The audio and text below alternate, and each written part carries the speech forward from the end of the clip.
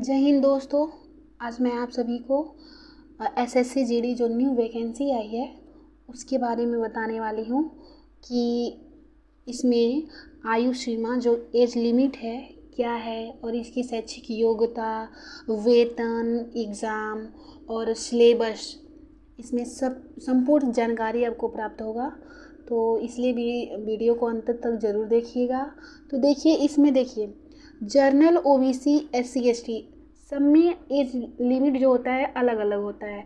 Journal में 18 से 23, minimum 18 वर्ष और मैक्सिमम 23 वर्ष। और ओबीसी का जो होता है वो 18 से 26 होता है। मतलब मिनिमम एज होगा तो होना चाहिए 18 और मैक्सिमम 26। परंतु इसमें ओबीसी वालों को 3 वर्ष की छूट दी जाती है। ओबीसी वालों को 3 वर्ष की छूट दी जाती है। और यहीं पे एससी और एसटी वालों को 18 से 28 वर्ष और इन्हें 5 वर्ष की छूट दी जाती है। और एसएससी जीडी में शैक्षिक योग्यता क्या होता है तो 10वीं पास, ये 10वीं पास पे होता है। और इसमें वेतन देखिए कितना होता है एसएससी जीडी में। एसएससी जीडी का वेतन 21,000 से स्टार्ट होता है, 70,000 तक होता है।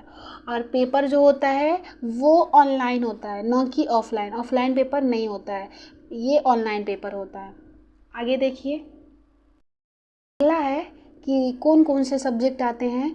तो देखिए 20 क्वेश्चन रीजनिंग से आएंगे और 20 क्वेश्चन मैथ से आएंगे और 20 क्वेश्चन हिंदी इंग्लिश से। जैसे देखिए इसमें कॉमन होता है, जैसे आप हिंदी करिए या इंग्लिश करिए। जिसको इंग्लिश आता है वो इंग्लिश करता है और जिसको हिंदी आता है हिंदी करता है। दोनों नहीं करना रहता है, दोनों में से एक चूज़ करना रहता है। अब 20 क्वेश्चन आते हैं, जीके जीएस भी मिला के 20 क्वेश्चन आते हैं। और ये 20 क्वेश्चन 40 नंबर के होते हैं, 40 मार्क के होते हैं कुल। इसमें टाइम देखिए कितना होता है, 60 मिनट का टाइम मिलेगा आपको, 1 आवर का। और उसमें सभी क्वेश्चन करने होते हैं। टोटल 80 क्वेश्चन है, 20, 20, 40, 20, 43, 20, 24, 80, टोटल 80 क्वेश्चन होते हैं।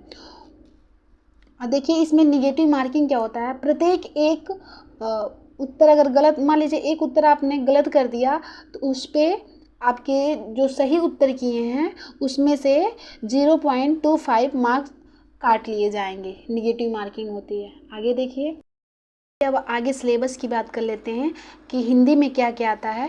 तो देखिए हिंदी में पहला, वर्तनी की सामान्य अशुद्धियाँ तथा शब्दों के लिए शब्द रूप आते हैं। दूसरा चैप्टर, शब्दों के बहुवचन, जैसे एक वचन आ जाएगा उसे आपको बहुवचन में बदलना रहेगा। अगला है किसी वाक्य को अन्य लिंग में परिवर्तन करना, जैसे उसका लिंग बदलने के लिए आ जाएगा। पुरुष पुल्लिंग होगा तो उसे स्त्रीलिंग में बदलने के लिए दे देगा, कोई वाक्य रहेगा। और देखिए मुहावरा व उनका अर्थ, आपको मुहावरा दे देगा और उसका अर्थ पूछेगा। अगला है अशुद्ध वाक्यों के शुद्ध रूप, अशुद्ध वर्तनी भी जैसे आ जाएगा। जैसे मान लीजिए आ गया आशीर्वाद, अरे आशीर्वाद। आप लोग कमेंट बॉक्स में बताइएगा कि इसमें कौन सी वर्तनी शुद्ध है। देखिए एक यहाँ पे आसमानी र लगा हुआ है, ये नहीं है, देखिए यहाँ पे। तो आप लोग कमेंट बॉक्स में बताइएगा कि इसमें से शुद्ध वर्तनी कौन सा है। अगला है विलोमार्थी शब्द, विलोम। अगला है समानार्थी व पर्यायवाची शब्द। तो ये भी एक एक क्वेश्चन आते हैं। अगला है अनेक शब्दों के लिए एक शब्द, अनेक शब्दों के लिए एक शब्द। अगला है कहावतें व लोकोक्तियाँ के अर्थ। देखिए उसका अर्थ पूछेगा, जैसे दे देगा कोई लोकोक्तियाँ या कहावतें दे देगा और उसका वाक्य में प्रयोग करके देगा या फिर उसका अर्थ पूछ लेगा, ऐसे ही। और अगला है संधि विच्छेद।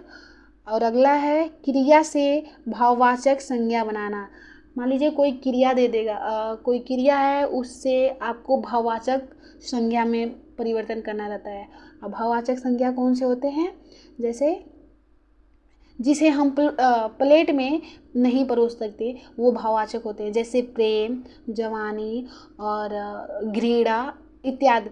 आप ये भी कह सकते हैं जो दिखाई नहीं देता है हो वो, और वो सदैव एक वचन होता हो तो वो भाववाचक कहलाता है। और ये भाववाचक संज्ञाएं जो होती हैं वो अदृश्य होती हैं, वो दिखाई नहीं देती हैं। अगला है रचना व रचयिता। जैसे मान लीजिए कोई लेखक दे देंगे और उनकी रचना दे देगा, पूछेगा मतलब रचना दे देगा, पूछेगा कि इसके लेखक कौन है, या फिर लेखक दे देंगे या उनकी रचना पूछेगा। आगे देखिए, आगे देखते हैं मैथ का सिलेबस। मैथ में देखिए नंबर सिस्टम, अगला चैप्टर है पूर्ण संख्याओं की गणना, अगला चैप्टर है दशमलव और भिन्न, अगला चैप्टर है संख्याओं के बीच संबंध, और मौलिक अंकगणितीय संचालन, प्रतिशत, अनुपात और समानुपात, औसत, ब्याज, लाभ और हानि, छूट, डिस्काउंट, ये सभी देखिए इम्पोर्टेंट चैप्टर हैं। ये सारे चैप्टर आते हैं। डिस्काउंट, समय और दूरी, अनुपात और समय, टाइम एंड वर्क, क्षेत्र मिति। बस मैथ की इतनी ही सिलेबस हैं। आप लोग चाहे तो शॉर्ट स्क्रीन ले सकते हैं, और जब तक सिलेबस नहीं पता रहेगा तब तक अच्छे से तैयारी नहीं हो सकती, इसलिए आप लोग को सिलेबस जानना बहुत ज़रूरी है। आगे देखिए, ये है रीजनिंग। तो रीजनिंग में देखिए बहुत कम ही चैप्टर हैं, जैसे यूपी पुलिस कांस्टेबल के अनुसार तो इसमें कम ही आते हैं। रीजनिंग देखिए सादृश्यता है, समानताएं और अंतर है। जैसे मान लीजिए 4 ऑप्शन दिया रहेगा, 3 ऑप्शन समान रहेंगे, एक असमान रहेगा, तो वही आपको चूज़ करना रहेगा कि उसमें कौन भिन्न है। स्थानीय दृश्य है, स्थानीय अभिन्यास है, दृश्य समृद्धि है, भेदभाव है, अवलोकन है, अंकगणितीय तर्क और आकृति वर्गीकरण, अंकगणितीय संख्या श्रृंखला, गैर मौखिक श्रृंखला, कोडिंग और डिकोडिंग। देखिए इसमें सब आ जाएगा। इसमें वो त्रिभुज दिया रहेगा, काउंट करना रहता है, वर्ग बताना रहता है, दृश्य उसी में छुपे रहते हैं, आपको पता लगाने रहता है कि ये दृश्य किस में है, इत्यादि चैप्टर है। तो आप लोग देख लीजिए। और इंग्लिश के सेम हिंदी का वही रहेगा इंग्लिश में। आई होप आप सभी को समझ आ गया होगा, सिलेबस पता लग गया होगा।